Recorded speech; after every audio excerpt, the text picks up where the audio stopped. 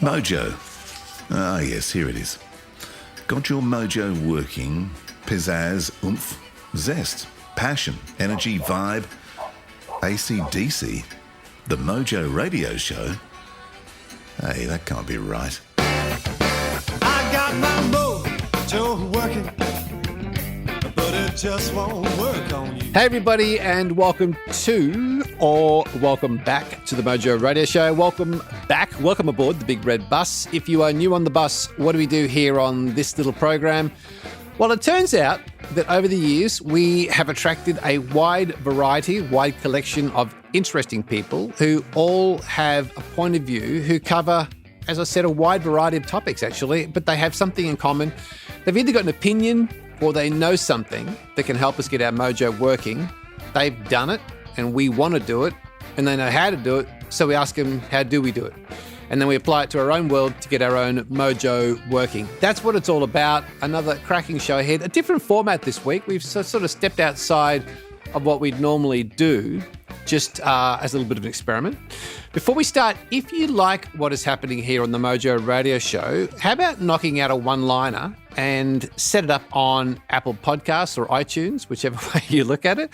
It will take you all of 60 seconds to click through, type a few words, send it, and if for no other reason, it just lets us know you're there and your view on the show. Throw us a bone. And speaking of bones, AP's pretty good on the bone. Indeed. If you talk about T-bone, I'm excellent on the T-bone. Talking about knocking out a one-liner, that had a different meaning back in AP's radio days. No, I'm talking to T-bone. The crew's all here. Speaking of which, AP, are you still in lockdown? If you talk about wearing PVC underwear, yes, I am. You're loving it, aren't you? PVC underwear is just my weekend attire. Locked away in his little booth there in the dark. This Dan Murphy telephone account. Case of champagne in the corner. Yeah. Contactless delivery to the studio. Just leave it at the door, mate. And I'm Lola. I'm guessing you were never locked down. You've never been locked up. It's in my programming. You can't keep me down. Lola's always getting down. She's not getting locked up. Right. She's getting down. Getting down with it. Bravo's Remarkable Facts. About time. Let's go. We're going to go with a bit of an endurance theme this week with the remarkable fact. In particular, the Guinness Book of Records holder for the longest bath in a box of ice cubes. The record of 115 minutes, believe it or not, belongs to Jin Song Hao, who broke the record on live TV dressed in just a pair of shorts and a baseball cap. He immersed himself up to his neck in a bath of ice. Jim was on a challenge show called Challenge the Impossible back in 2017, and after breaking his own record of 113 minutes and 10 seconds, Jin had this to say. He said, "After 113 minutes, I felt cold and it was hard to speak properly. The host asked me whether I wanted to give up, but I was there to smash the record, so I grit my teeth and held on for 2 more minutes." And in a nod to the Mojo Radio Show, Jin killed the last 60 seconds of his challenge drinking a nice cold beer, as you do when you're in a nice bath. But there you go. Well done, Jin. Wow. Is it a record worth pursuing? Absolutely. This is the Mojo Radio Show. I've got to say, I reckon last week's show with Kyle Maynard, who was a congenital amputee, no arms below the elbows, no legs below the knees, but how that guy approaches his life and the honesty he brought from the show, I think that is an absolute keeper. Yeah, it was killer, wasn't it? Absolutely killer. I mean, I sort of get to listen to these things 2 or 3 times when you edit them, and wow, takeouts plus. And there were, I think, something I mentioned to a few people last week. I was doing a virtual keynote to some people. There's 130, 140 odd CEOs who tuned in on Zoom, which is what the kids are doing today. And one of the things that I credited Kyle on after doing that show was that statement. He said, where the dreams you have can lead you to dreams that you could not have foreseen. And I think it's really powerful for us to talk to our kids about is that even though you have a dream, you may not get that exact dream, but by pursuing the dream and having them could take you to somewhere else that you wouldn't have seen had you not started taking the time to dream. And I don't know, I thought that was really quite profound to reinforce what we've talked about a lot on the show in 7 seasons, And the other thing I thought was very cool is that even though you've got that dream and it does seem a long way away, just worry about the next 3 feet. The 3 foot philosophy I thought was absolutely gold. Yeah, absolutely. Absolutely. And something else that I think he got quite a little emotional during that period is the why would you do that? Why keeps you going? So it's 3 foot at a time. But that story about he stopped one night and he was only halfway up the mountain, up Kilimanjaro, and he said, I'm broken. I'm busted. I don't know if I can go on. And he thought about why, which is Corey Johnson, the private in the US Army who was killed in Afghanistan. And he said to his mum, I'll take his ashes to the top. And then he said, next day when I woke up, I climbed faster and stronger than any of the previous days. I don't know. These things just, to me, just really reinforce the power of the stuff we talk about, which is going back to Black Rifle Coffee Company, mission first, not me first. All these things thread in. And do you know the other thing that I've been pondering a lot is his parents' approach and their dialogue with him since the day he was born. And that whole thing about we're never going to treat you as somebody with a condition. You're a normal kid. Making it hard for him, making it uncomfortable for him.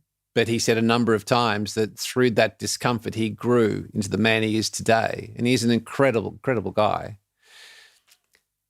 We've got to be so careful with that dialogue that we as parents, those who are fortunate enough to be parents or have influence on kids, whether it be a footy team, a school teacher, somebody driving the school bus, parents, grandparents, godparents, that language, man, I tell you, is a really good example of how important it is. Yeah, absolutely. It's something we've talked about on this show a million times, and I'm sure it's a story I've told before about, parents on the sideline watching their kids when I'm coaching rugby and from either side, either team, and they say things that I'm sure they don't mean to have a barb attached, but you hear it from the sideline and you go, really? You're saying that? So, it's so easy to do, even if you have the best intentions that, it can not come out the right way, I suppose. If you've jumped into the Mojo Radio Show and you haven't listened to the last episode with Kyle Maynard, he wrote a book called No Excuses. It's really worth going back and listening to, and it's worth saving on podcast because it's a cracker you'll want to go back to. And we finished the show with an excerpt from the book, and he said, excuses give us a reason to explain to other people why we are too weak to deal with a particular problem, regardless of the size or the importance of the matter. And I think that really summed up the show. It sums up him, the book. But gee, I tell you what, he got raw with it. He even said to us, after the show, went to some places he actually hadn't even thought of himself, which was pretty profound. And it kind of leads us into this show. This week's show is something different, but we're going into discomfort, resilience, and grit, but all the different ways you can approach that. Because we talk about having no limbs and climbing mountains, and we talk about people being in prison. They're all things, they're extremes. But on the other side of that, there are little things we can do every day that help build that grit and resilience. And one of our good mates of the show, do you recall Logan Gelbrick? How could I forget old Logs? Logs in his gym, hey? Yeah, down at the beach. He's got the Deuce Gym down there at Venice, which we will have to go into a show live from one day. I think so. Once the ports open up again. But he's been a regular guest on the show, and he was the author of a book called Going Right, which was an excellent book. Do you recall Logan talking to us about discomfort? And the book was written about that, and he talks with that. We had him on with Ryan Munns. He talked about from discomfort comes growth. And we also discussed that it can be mental discomfort. So it can be having an uncomfortable conversation is a way to grow. Learning something new can be a way to help yourself grow. What's interesting is, this is one I thought you and AP would love, that even having a lunch with a stranger is a way to grow. Yeah. AP is usually having a lunch with strangers. That's because he gets up to go off somewhere and then comes back and sits down at the wrong table.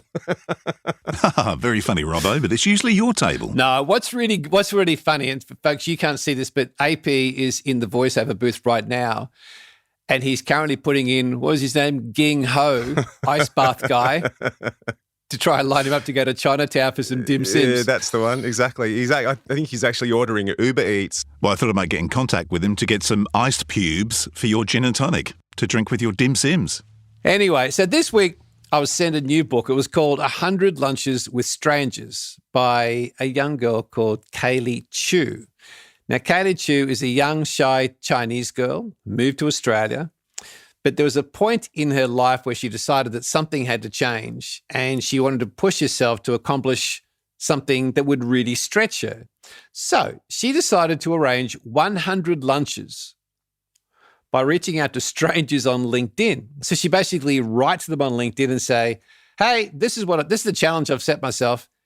How about we have lunch together? Now, what's curious about this is that when she finished the challenge, she realized that she not only had those lunches, but her confidence had grown. And from that, it actually transformed every aspect of her world, as you'll hear when we catch up with her. And she decided to write a book about it. So I read the book. She's now up to 230 lunches. And of course, during this time, she's now arranging virtual lunches. But it's a real life example of how finding something simple, yet really uncomfortable, can push us in ways that we couldn't imagine. I found this whole experiment fascinating. So I called up Kaley to have a quick chat about how she did it and the impact she's had on her world. Thank you for having me today. You've got a fascinating story. Today, if somebody walks up to you who doesn't know you and asks you what you do, how do you describe it today? I have lunch with strangers and I help other people to transform their lives by having lunch with strangers. And we're going to discuss your book in just a second. But what I'm curious about is that you were born and raised in Hong Kong. You move out to Australia for university. And for a lot of those years, you felt really uncomfortable in Australia. And you were forced to adopt basically a new foreign language. How did your background impact how you lived in Australia in the early days? I guess I'm just very self-conscious that English is not my first language, and I don't look Aussie, like I'm total Asian. I just live in my little bubble, and I only hang out with immigrants from Hong Kong. Only, just do all the. I don't think it's unusual, but just do all the immigrant things, It's funny because you built this expectation in your own mind that people would think less of you and not even really appreciate your own ability. And a lot of that came back to having an accent coming from Hong Kong. But you said during the book that then you realized how wrong you were. How were those perceptions in your own mind holding you back? A lot, because of all my self-limiting belief, thinking that people would judge me, or just lack of confidence in general. I refuse to try new things. I don't even have one Australian friend, which is bizarre because I lived in Australia for 12 years. And that just started to affect my life and affect my career, and I'm just not progressing in life. It's funny, the reason that when Scott wrote to me and said, Kaley's got a new book and would you like to have a chat? The thing that is really interesting with this is that we've had a couple of themes through the show over 7 seasons. One is resilience, which I'll talk about in a second, but the other is identity. And this just seems like an angle on identity that we haven't really ever spoken about, because if you take that time of you moving to this country, it seems you had an identity built on being Asian. And I guess what I'm curious about is going through this exercise of having 100 lunches with 100 strangers. How have you changed your core identity as a result of these lunches? How did you see yourself And how do you see yourself today? Wow, this is actually a very good angle. I've never thought of that from the identity perspective, because I think you're probably right, because I just like to classify myself as an international student, as an immigrant, and I even call Australian them, us and them. So I guess, yeah, that's definitely right, that I had that identity to myself, that I'm still, people from Hong Kong, and people ask me where I'm from. I tell them I'm from Hong Kong. But now, after 100 Lunches with Strangers, actually it's more like 250 now, but by the time I published the book, 100 Lunches with Strangers, I feel like, everyone's very similar. We all have our own story, and it's more like us instead of me and them, if that makes sense to you. In fact, to an extent that, whenever I met someone, usually when, in the last few years or before that, when people ask me where you're from, I always say Hong Kong. And earlier this year, I went to America with my family just for holiday, and they asked me where I'm from. And instead of saying Hong Kong, I tell them I'm from Melbourne, Australia. So I kind of feel like I'm more part of the Australian now, and I start to see myself as an Australian as my identity. So that's actually a great point that I've never thought of. How do you see yourself now? Because the book is fascinating, and there was a comment in the book, you said, I used to be really, really, really shy. And a lot of that came back to this identity you had about being Asian and being an immigrant. That was the identity then. How would you describe your identity today? So say Robbo is number 251 as a lunch, you sit down. How do you see yourself today sitting across the table from Robbo as opposed to what it used to be like in those early days of the first lunches? I think in the early days, I thought I am who I am. Like, I'm shy. That's why I'm always shy, and I don't talk to people, and that's just who I am. And now I just feel like, no, if, it doesn't have to be always like that. I can change. I can do better, and I can, be not as shy as I used to be, and I can talk to people if I want to. So that absolutely makes a big difference in my life, just in terms of the confidence level and how I see myself, more importantly. Yeah. Is it a pizza lunch, Gary? I had lots of pizzas during those lunches. I thought you'd be going a bit of sweet and sour pork, mate, or something like that. Some Dim Sims. Yeah, a couple of and a few wontons, perhaps. Dimmies. Couple of dimmies. Or Chico roll, actually. There you go. There's my weapon Suddenly of choice. Robbo's come to life. As soon as I went food, takeaway, sitting, free lunch, Robbo's like, this is a good interview. Let's go. Let's dimmies. Tell me something. This is just something I was pondering before getting online with you, Kaley. How big an impact did your parents have on influencing you with that identity and your beliefs? How big an impact did your parents have on you going, this is what an Asian girl does, this is what an Asian girl is all about? Wow, good question. You asked lots of questions that no one else asked me before. That's interesting. I don't know. I have never thought too much about things. I think because as an Asian culture, Asian background, I don't know if you know much, but we don't think too much. For me, my parents sent me to Australia to study. I don't even think about what subjects I choose. Like commerce is like the automatic choice.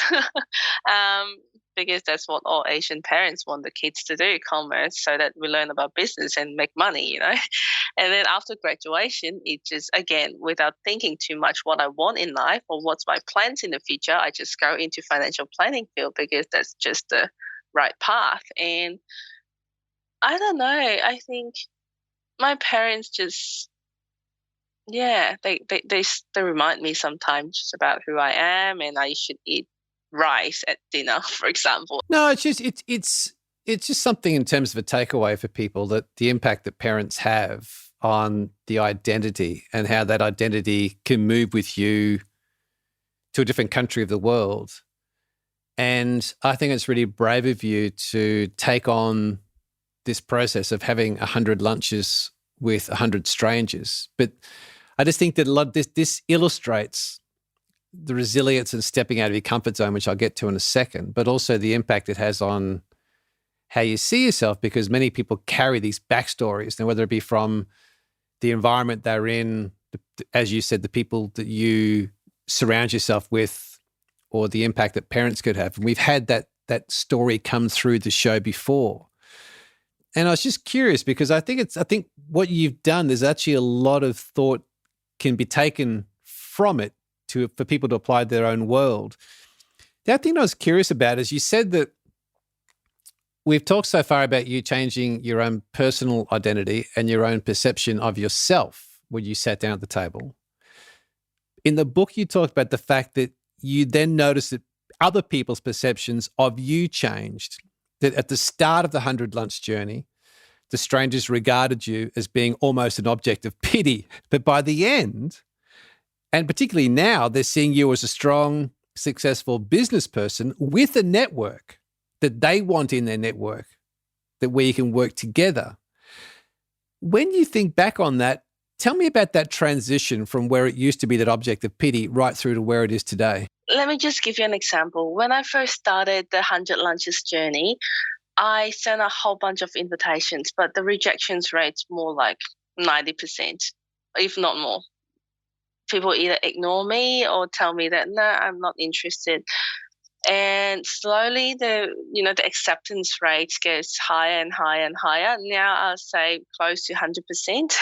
People would say yes to have lunch with me, or more often than not, they just invite me out for lunch. So I do think that the perception from other people change, but exactly how, I don't know how to explain that. When you were so shy and you really, it's commendable how much you stepped out of your comfort zone to do this, which you illustrate through the book. How did you handle the rejections? Because that's one thing that most people would be very fearful of, is that I send these things, I either get ghosted or I get the, hey, you're a psycho, why would I want to have lunch with you? But you get a lot of rejections, yet you managed, even though you were shy and completely out of your comfort zone, you managed to get through that period. What was going on in your mind? How did you handle those rejections? The first time I sent out 30 invitations really helped me, because while 27 people said no, there are 3 people actually said yes. So those 3 people helped me start the journey that I can't go back, because they all said, those 3 people said yes. And I guess I just need to focus on the people saying yes and ignore the rest. That's what I did, because I couldn't. Because at the time I reached a point where I thought I had to change. I can't live like that anymore, because I had a really, really embarrassing meeting that I couldn't talk to a client for 2 hours. Like, no one word was spoken in the entire 2-hour meetings. And then my boss had a conversation with me and said, Kaley, you got to do something. And I really thought, if I don't do something now to change, but that was 2 years ago, but at that moment, then I probably lose my job. I probably, set a really bad example for my kids, and I really don't know how to move ahead in life, that no matter what happens, this is the goal that I set, and I had to keep going. It's funny, most people won't do this. And what I was thinking about is this is a really great story of resilience and grit. Now, normally through the show, we talk to people in the military or extreme athletes or people who started a business. And that's the typical thing about getting uncomfortable and being resilient and being gritty. But I reckon just sending out 30 invites to strangers saying, come and have lunch with me, that is such a great angle on resilience, grit, determination. Did that, at this time when you sent out those first 30 invitations, were you a determined person or a resilient person in any other parts of your life? I remember that day that I sent 30 invitations in one go, because I was really determined to do that at that very moment. Am I a resilient person in other area? I really have to think about that. I guess maybe I graduated from university. That kind of means that I submitted all the assignments on time. I just don't have many other chances to test my resilience, luckily. So I don't know. Like I said, I just live in an autopilot. I just go to work, come home, do things. My life has been quite smooth, touch wood. Nothing really, really bad happened to me. So I just don't know. Maybe I always born like that. I really don't know. So let's get down to the logistics of it. You send out these 30 invites. I'd be concerned about where do I go for lunch? What's the right environment? How did you pick? Did you have a favorite venue you took everybody to? Did you ask them to pick?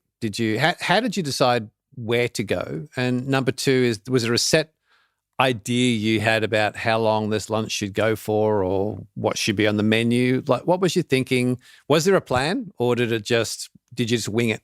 I'd say I just wing it, but I was lucky because I worked in the city, so there are plenty of options nearby. I never short of options, so I usually just ask the guests, "What do you like to eat? Do you want to have, pasta, Chinese, Korean, Japanese? What's your favorite?" And then we'll just pick somewhere in between our workplace, and it's usually not that hard because a lot of people work in the city, and I work in the city, and there are lots of lunch specials nearby. So that's how we do it. And in terms of time, I never set myself a time limit on how long the lunch would be, but I'd say majority of them will be between like 45 minutes to an hour and 15 minutes or something around that. But by saying that, my longest lunch so far was 4.5 hours. So Robbo's all ears. Yeah. Was that yum cha? No, it's just we had such a great conversation. That was really interesting because there was a lady that I had lunch with. We had absolutely nothing in common in terms of background or family or cultural background, industry background, like absolutely nothing in common. If we met in a party or something, I'm sure that neither of us will approach each other to talk. But when we started talking, we can't stop, and it was just an interesting, fun conversation because I remember she's got a psychology background and a coaching background, and we were talking about how to use her techniques or skills in psychology to not manipulate, but how to influence my husband better. That was part of the conversation, I remember. See, in Australia, we call that women's talk. Maybe, yeah. And then we just talk and talk. And I think that's a beautiful lunch. Like if the conversation's horrible, which rarely happens, you can just have a quick bite and finish in 20 minutes if you want to. And if the conversation's so great that you can have, coffee and dessert and another wine and just keep going for a long time. Did you learn, say you're 50 or 60 lunches deep into this thing, did you learn to take with you conversation starters or particular questions? Did you start to find it helped you go into these lunches prepared as opposed to the first couple where you kind of sat down and didn't know what to do or where to go? To be honest, I think I do the opposite. When I first started, I have a lot of questions in my head. I even Google what questions should I ask people and do a lot of research on my lunch guests. And because I was scared of dead air, I don't like to have those weird moments when no one talks. I don't know, but now I don't do much. Like I know a little bit information about my guests. I know roughly what they do, but I don't plan anymore. I just go, thanks for coming to have lunch with me. And that's the only thing that I plan to say. And if anything else, just go with the flow and let the guests talk whatever in their mind, sometimes about their work, sometimes about their holiday, about their family, or something completely unrelated, just a weird thought in their head, and we'll just talk about that. So I think that helps with the conversation a lot better instead of a planned conversation. Something you talk about in the book is you went in with zero expectations. You weren't trying to sell anybody. You weren't trying to get business. You just wanted to basically make yourself uncomfortable, meet people, and have a pleasant lunch. That zero expectations, how important was that, do you think, in getting people to initially say yes, and then when they get there, actually realize it's legit? There were no expectations. It was just to have a nice lunch. How important was that part for you, Kaley? Extremely important, I think, because I think people are very smart. Like, if we try to use that as an excuse to sell people something, people would pick it up very quickly and they just don't like you. You're just wasting other people's time. If you want to sell them something, be upfront, or, just say it. And I don't know, because I personally had one bad experience before and I really don't like that. I think this is the whole spirit of 100 lunches. I know that there are a lot of other people doing 100 lunches at the moment. They start to go, okay, Oh, I want to really? have strangers. Yeah. And that's something that I want to really make it clearly. Please don't use that as an excuse to sell whatever you want to sell, because Yeah. that just ruin it. Everybody else doing it. We just be there to meet someone, hear their story, make a connections. Don't get me wrong. Sometimes sales happen. Like, I'm not trying to sell, but sometimes, because people know what you're doing and they engage with your service, and I engage with my lunch care service, it happens. But never ever make it their first priority. Like, that's just really, really bad. It's when you think back to moving from Hong Kong to Australia and being in amongst your own Asian community and friends, it seems you're quite introverted, yet going to lunches with strangers for a normal introvert would be so uncomfortable. And in fact, I don't think it'd even be on their radar. How do you see, do you classify yourself as still being an introvert? Are you an extrovert? Like, where does that sit in your own mind?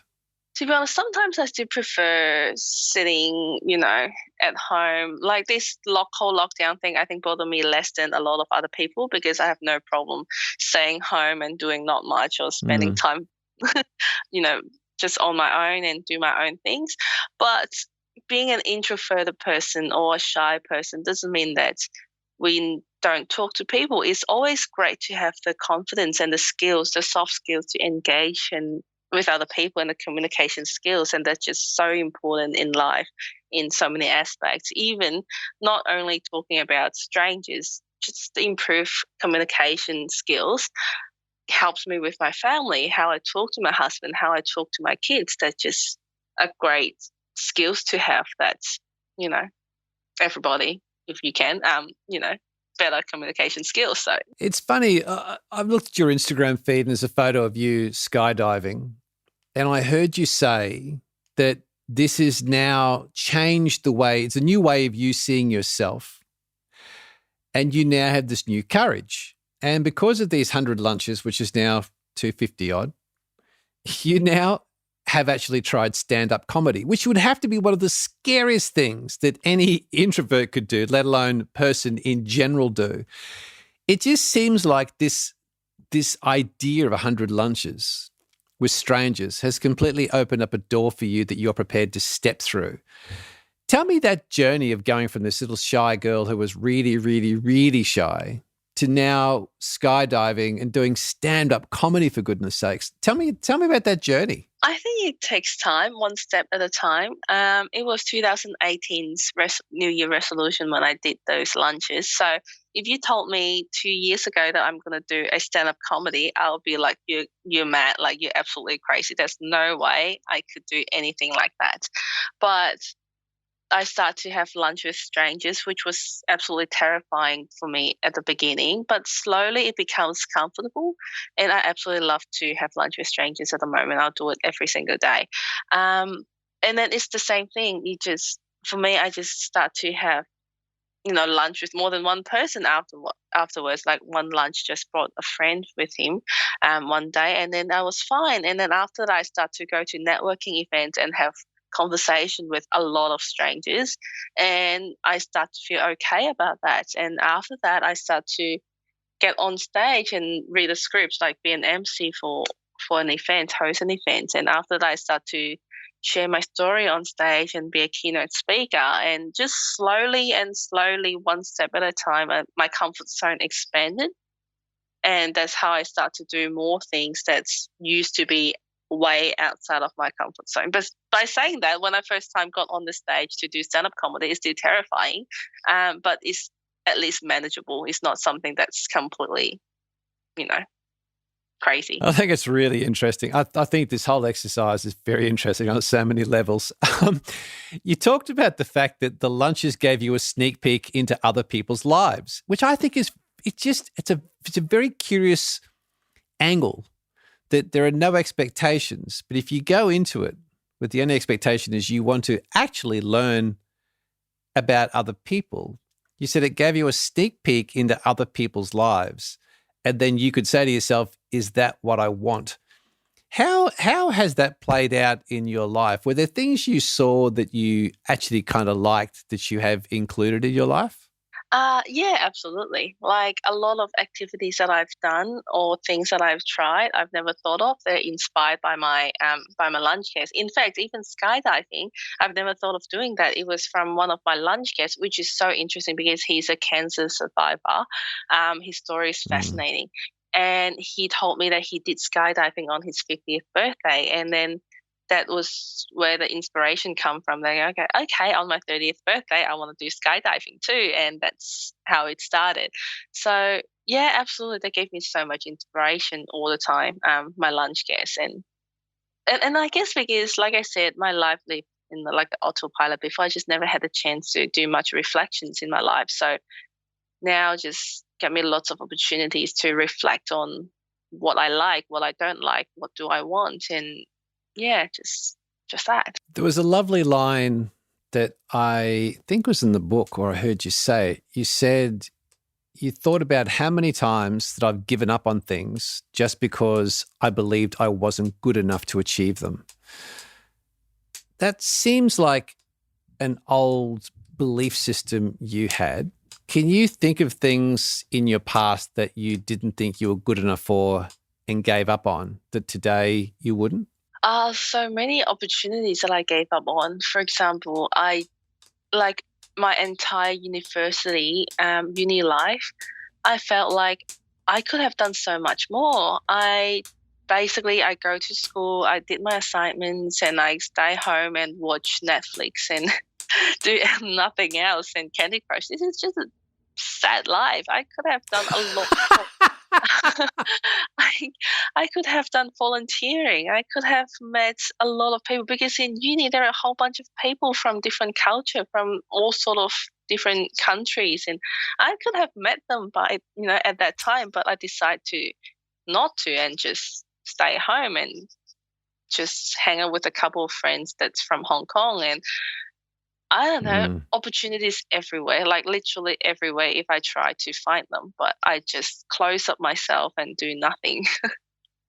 It's just a time that's, I don't want to say it's wasted, but it's kind of wasted. Tim Ferriss was having a conversation with Esther Perel on his show, The Tim Ferriss Show. And he talked about the fact that when you write to a podcast guest, there are certain elements that need to be included in that approach that lets that person know that you're legit. And it's something I've taken on board when we are finding guests for our show. There's actually, I think there's something, things are important to write to let people know that it's legit. And I also think that there's the follow-up, because quite often you get ghosted first time around. So there's the follow-up script that you need to be thinking about. How would you approach them a second time? With that being said, did you have a script, the first 30 and then the following 70 of that 100 lunches? Did you have a script that you used through LinkedIn? Did you have a script to follow up if people ghosted you or ghosted you and not replied? Did you have a script to follow up? I don't want to call it a script, but I do have a template that I use. It's very similar every time. It will be like, hi, this is Kaley. This is my New Year resolutions to have lunch with 100 interesting people, 100 strangers. And because of what you've done and, I'll name them. You've achieved this, you got this award, or you're that, then I love to have lunch with you. And this is a little bit information about me. So some of them would be from a template. Other things I just need to change little things around. 2, 3, 4 times is not unusual. I remember I had my 200th lunch guest was Shane Jacobson, and that lunch took me at least maybe 5 or 6 attempts, if not more, to get it locked in. So just keep trying, keep going. Big question for you, Kaley. Show 200, Shane Jacobson. There's a guy who knows his way around a buffet. is there any chance that number 251 for lunch could be Robbo? Would you be interested? Now I got a caveat. Absolutely, You said I'd love to. 250 interesting people, so he's not that interesting, but boy, does he know his way around. I was going to say, is there a buffet involved? Yeah, absolutely. So can we set this up and Robbo can take a microphone along? How about lunch with Robbo for 251? He'll pay because he eats a lot. It'll be quite a tab. You'd take Lofty Fulton, the voice of MasterChef. You'd take him along to narrate the whole thing. I'll go. No, seriously, I'll go. If Robbo's paying, I'm there. There you go. Wouldn't that be fun? That'd be a great show to There do. you go. We should do that. Kaley, final thing before we let you get back to your busy day. Something which is absolutely beautiful is you're donating all the proceeds from the book 100 Lunches to an eye charity. Why this charity and what's the plan?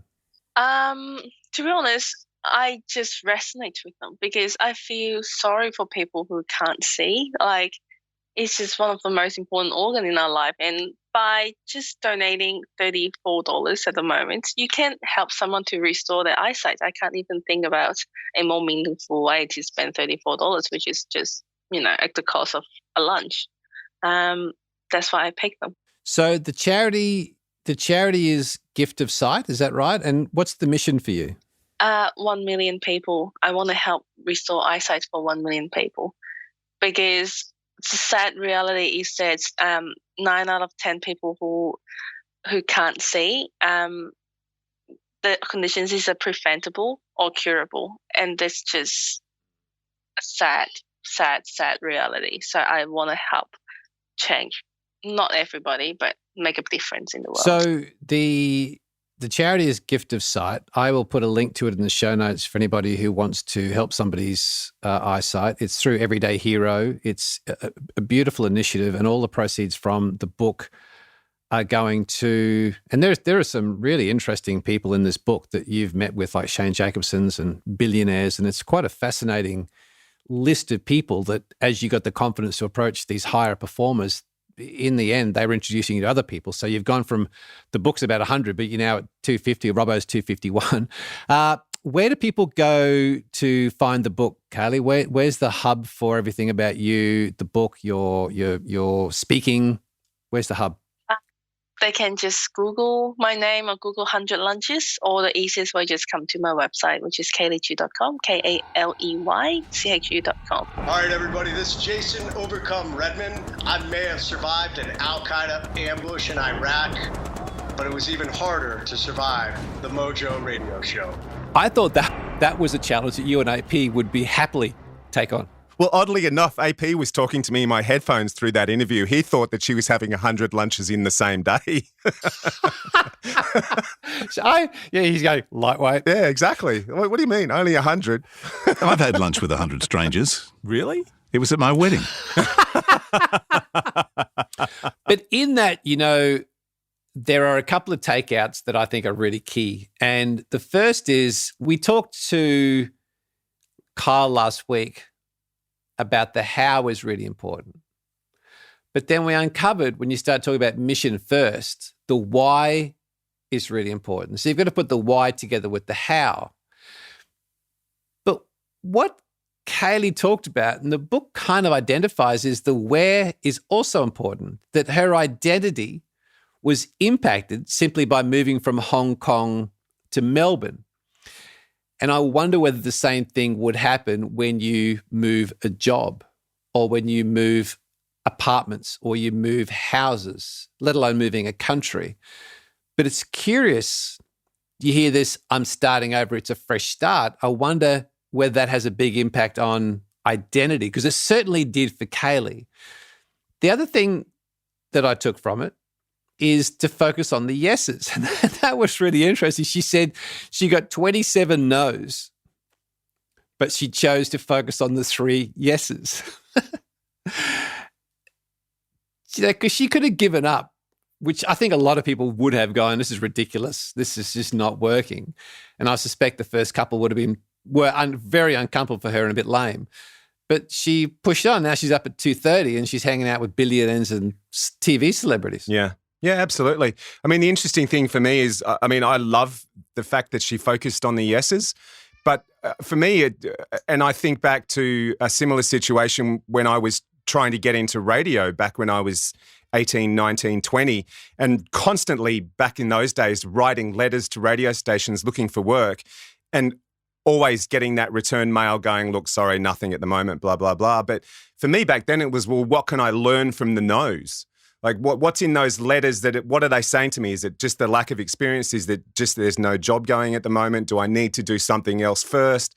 Blah, blah, blah. So the other thing you could also take from that similar situation is what are the no's telling me, right? Yeah, absolutely could be. I mean, I think the profound thing for Kaley, and I think these are some of the things that perhaps she hadn't even thought about, is she said she was terrified. Mm. And that is so profound when you are a shy, self-described shy Chinese girl who hangs out with her friends, same nationality, and then she starts talking and then going and sitting in front of a stranger knowing I'm going to be here for at least an hour. And her words were, I was terrified, then I became comfortable. Mm. And as I said in the setup to that catch-up with Kaley, what's really cool is that by doing that, whether it's being in the supermarket, not getting a trolley and holding baskets and not putting the baskets down until you get the checkout, whether it's having a cold shower, whether it's reading a book or going to the theatre of things you would never think to do that you know you got to strap yourself in for. All that stuff is the stuff that the more you take it on, the more it becomes the norm and you become okay with it. And now she's skydiving. Now she's doing stand-up comedy, for goodness sakes. I mean, this is a great little story about how it's changed her world from something as simple as getting on LinkedIn, talking to somebody you don't know, and doing something. And I just think it's a really good story. This is the Mojo Radio Show. So to bring this little shindig home, this is LeBron James, who's done a new piece for Nike, and I will put a link to this clip. You'll find it easily on YouTube. It's called Nike, Never Too Far Down. You can't stop us. No one's ever come back from 3-1. An agonizing defeat. Down 5-1. Just gotta get it all. We've all been underestimated and counted out. In those moments, we felt like it was over. It's not looking good for Rafa. But it's when we're given no chance What could Osaka be thinking right now? that we somehow found that last bit of strength to keep fighting. And then we did what no one thought we could. Not even ourselves.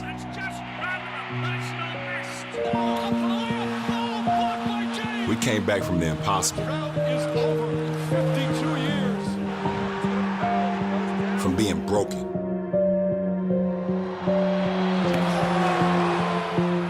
We found a way when it seemed hopeless. We came back when we should have been long forgotten. And we did it time and time again. Right now, we're fighting for something much bigger than a win or championship. But if we learn anything from sports, it's that no matter how far down we may be, we are never too far down to come back. See, I think where we've gone with the last two shows is we talk about the comeback when we're broken. But I think what Kyle and Kaley have given us is how do you actually do that? The 3 feet philosophy. Not dead, can't quit. Just don't quit. Do something that takes you out. Do something you're terrified of, step into it, and then do it again and again till it becomes comfortable. I don't know. I like the idea of all these clips, and this particular one is fascinating because it looks at all the champions of when they're under pressure and came back.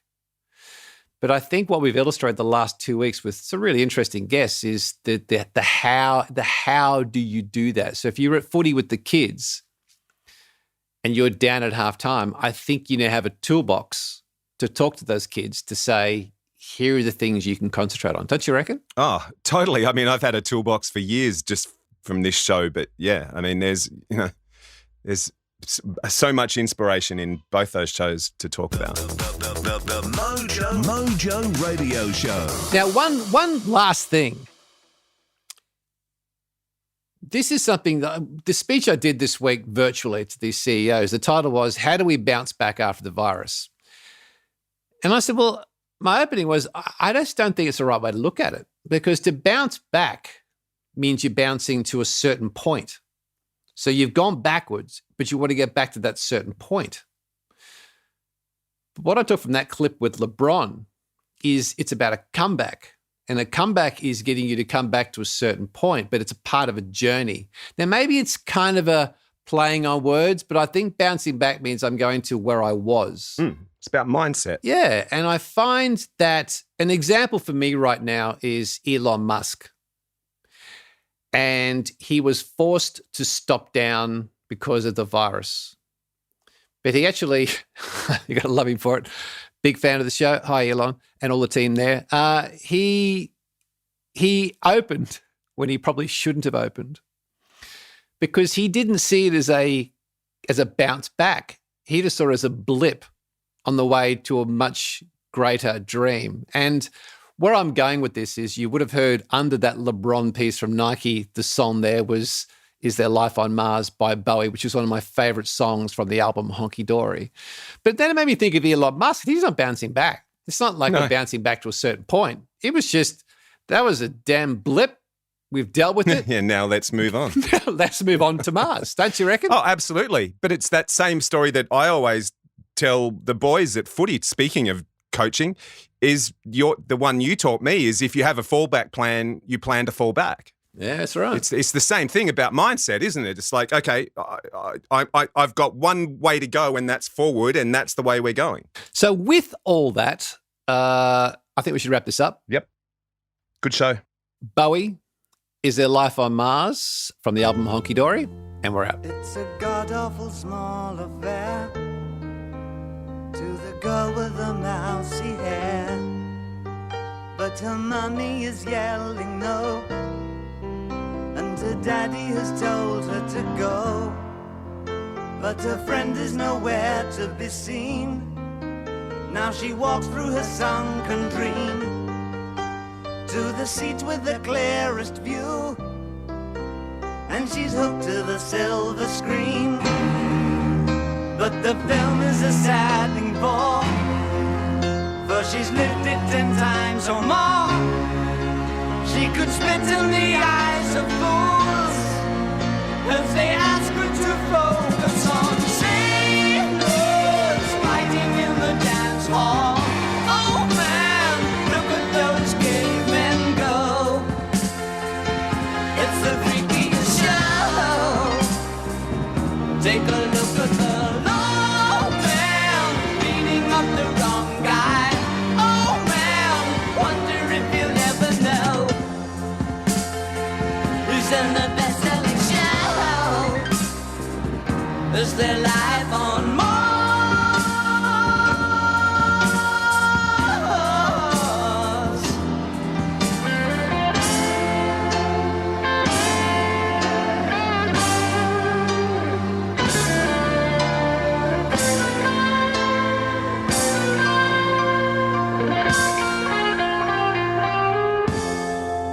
It's on America's tortured brow that Mickey Mouse has grown up a cow. And now the workers have struck for fame, 'cause Lennon's on sale again. See the mice in their million hordes, from Ibiza to the Norfolk Broads. Rule Britannia is out of bounds, to my mother, my dog and clowns. But the film is a sad thing for, 'cause I wrote it 10 times or more. It's about to be writ again, as I ask you to focus on sailors fighting in the dance hall. Oh man,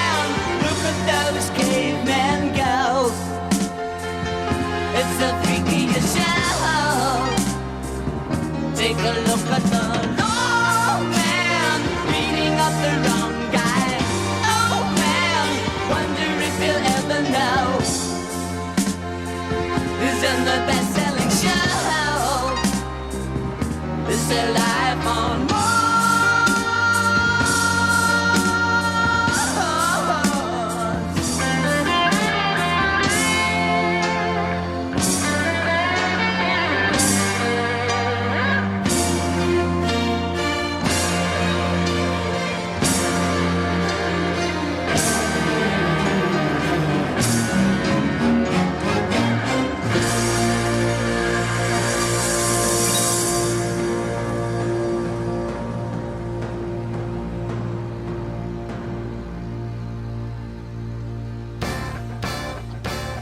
The Mojo Radio Show is produced and recorded in the basement of Voodoo Sound. For more tips and tools to get your mojo working, check us out on Facebook at The Mojo Radio Show or online at themojoradioshow.com. To help us get better and give more people the opportunity to touch up their mojo, you can now find us on Patreon. Follow the links on the front page of our website, and for a coffee or two a month, you'll get regular bonus material and a copy of Explosive Hits 19, the best of the Mojo Radio Show. In the meantime, to polish your next audio production, check out voodoosound.com.au. For more about Gary, see GaryBurtwhistle.com. And to book me, go to andrewpeters.com. Andrew Peters speaking. See you next time.